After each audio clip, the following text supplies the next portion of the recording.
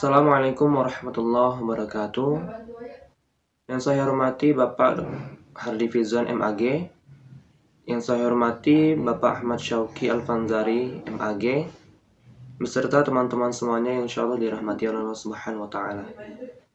Baiklah, pada kesempatan kali ini kami akan menjelaskan materi mengenai kitab tafsir Al-Bayan di Al-Qur'an binti Al-Syati.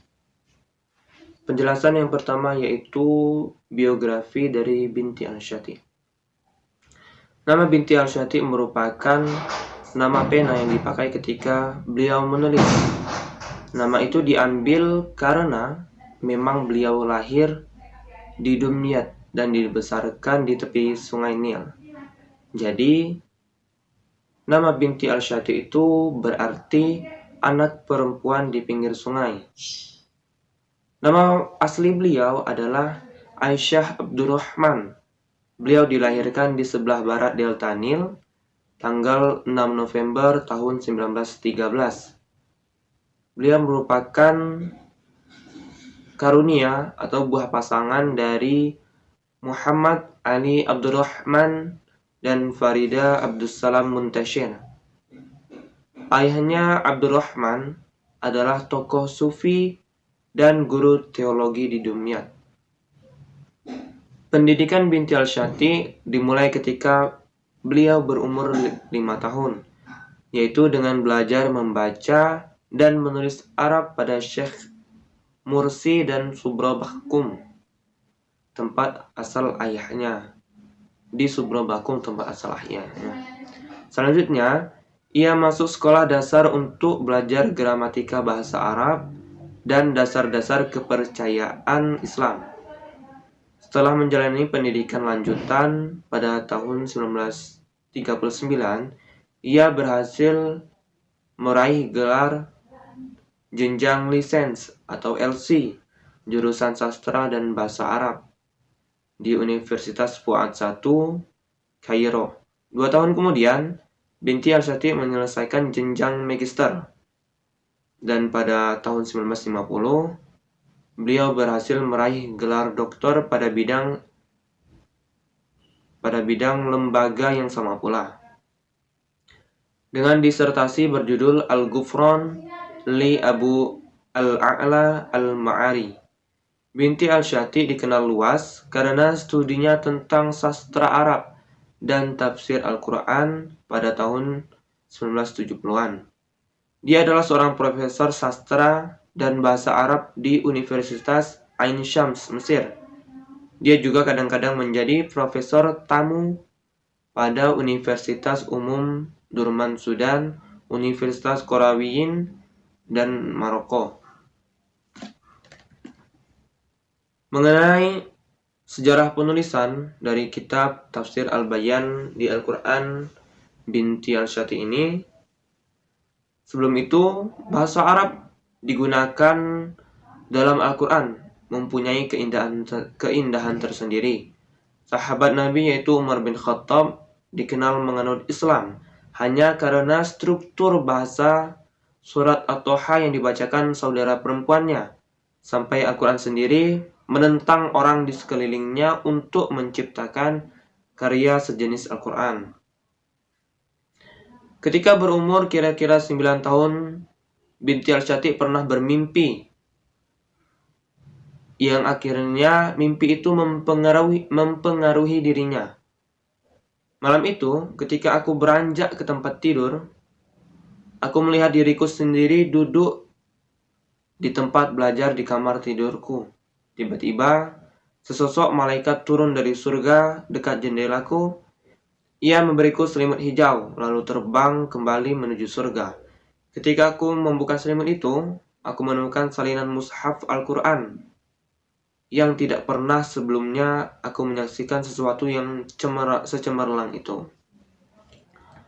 Minatnya dalam kajian tafsir dimulai sejak pertemuan dengan Profesor Amin Al-Khuli, seorang pakar tafsir yang kemudian menjadi suaminya. Ketika ia bekerja di Universitas Kairo, dari sini binti Syati mendalami tafsir dan menulis buku tafsirnya yang dikenal yaitu Tafsir Al-Bayan li Al-Quranul Karim yang diterbitkan pada tahun 1962 Masehi. Karya ini mendapat sambutan luar biasa dari kalangan intelektual, sehingga beliau diundang untuk memberikan kuliah dan konferensi di berbagai negara, seperti Roma, Aljazair, New Delhi, Baghdad, Kuwait, Yerusalem, dan sebagainya. Dalam karya ini, beliau memberikan dan menerapkan metode baru dalam menafsirkan Al-Quran yang belum dikenal sebelumnya. Diakui oleh Binti Al-Syati bahwa Amin Al-Khulli yang mendobrak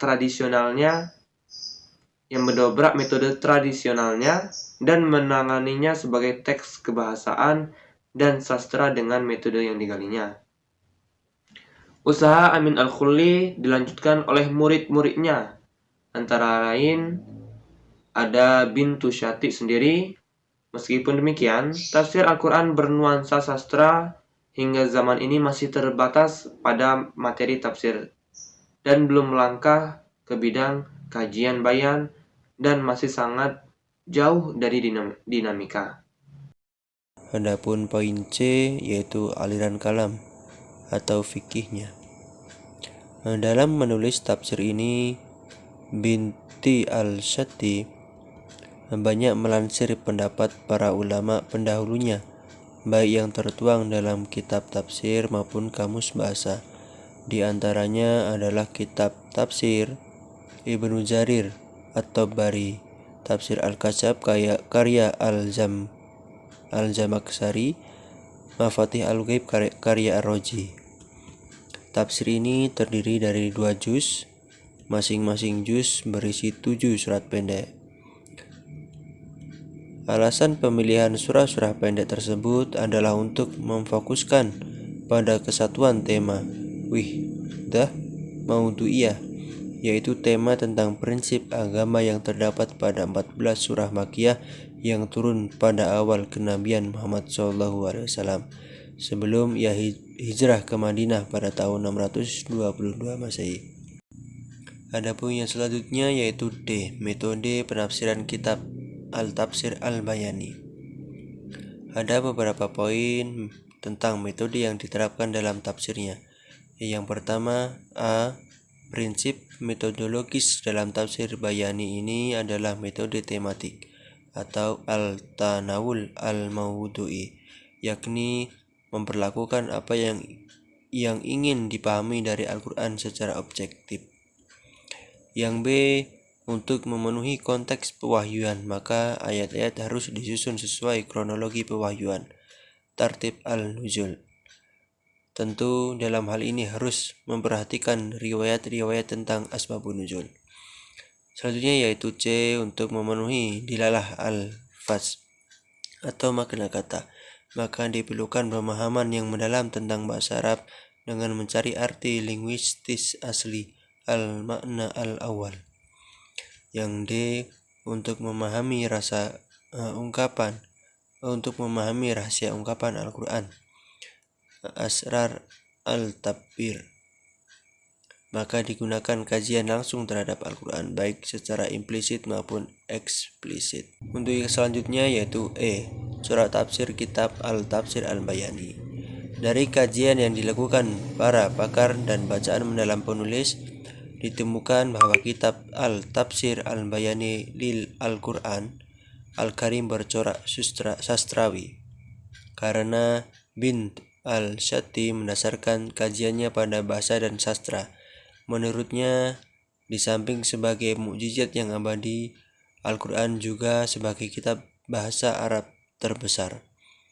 Karena itu, hanya dengan penguasaan bahasa dan sastra Arab dengan baik, seseorang dapat menguak cita rasa Al-Quran, memahami perasaan, menyikap rahasia bayan dan karakteristik ungkapannya. Corak sastra pada Al-Tafsir Al-Bayani ini dapat dilihat pada hampir semua penafsiran yang dilakukan Bint Al-Syati terhadap ayat-ayat Al-Quran yang ada dalam kitab tersebut. Baiklah, materi selanjutnya yaitu karakteristik tafsir Al-Bayani di Quran Binti Al-Syati. Di sini secara terang-terangan Binti Al-Shati menyatakan bahwa tafsir Al-Bayan yang ia tulis itu sepenuhnya merujuk kepada metodologi tafsir yang diajukan oleh Al-Amin Al-Qawli, guru idola sekaligus suami dari beliau sendiri. Nah, dengan demikian, kiranya tidaklah salah apabila memprediksi bahwa pandangan penafsiran binti Al-Shati ini identik dengan pandangan penafsiran Amin Al-Qawli. Nah, Amin Al-Qawli mendasarkan konsep pembaharuan metodologi tafsirnya pada Al-Quran sebagai kitab Al-Arabiyyah Al-Akbar, yaitu bahasa Arab yang agung.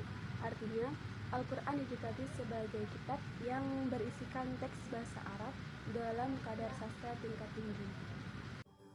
Selanjutnya, menurut Muhammad Ibrahim Syarif juga menegaskan bahwa dalam upaya menafsirkan Al-Quran, di sini binti Al-Shati menggunakan pendekatan sastra atau manhaj adabi. Hal ini diakui sendiri oleh beliau, akan tetapi pendapat beliau itu katanya tafsir sastra Al-Quran hingga sekarang masih saja terkurung oleh dominasi tafsir Al-Quran yang ada. Latar belakang penggunaan manhaj adabi ini karena pendidikan yang dikecapnya serta pengaruh kuat dari gurunya atau sekaligus suaminya, yaitu Amin Al-Qawli. Materi selanjutnya itu sistematika penulisan kitab tafsir Al-Bayan di Al-Quran binti Shati. Kitab tafsir ini merupakan karya monumental binti Al-Shati dalam bidang tafsir yang sangat menaruh perhatian para peminat kajian-kajian Al-Quran, baik dari timur maupun dari barat. Nah, kitab tafsir ini terdiri dari 2 jilid, yaitu masing-masing jilid mencakup 7 surat. Dengan demikian, kitab tafsir ini hanya memuat 14 surat pendek yang diambil dari juz amma atau juz 30 dari Al-Quran. Juz pertama telah dipublikasikan pada tahun 1962 dan telah dicetak ulang 2 kali, yakni pada tahun 1966 dan 1968. Nah, cetakan juz kedua atau juz kedua ini baru dipublikasikan pada tahun 1969. Kedua jilid tersebut diterbitkan oleh Dar al-Ma'arif di negara Kairo, Mesir.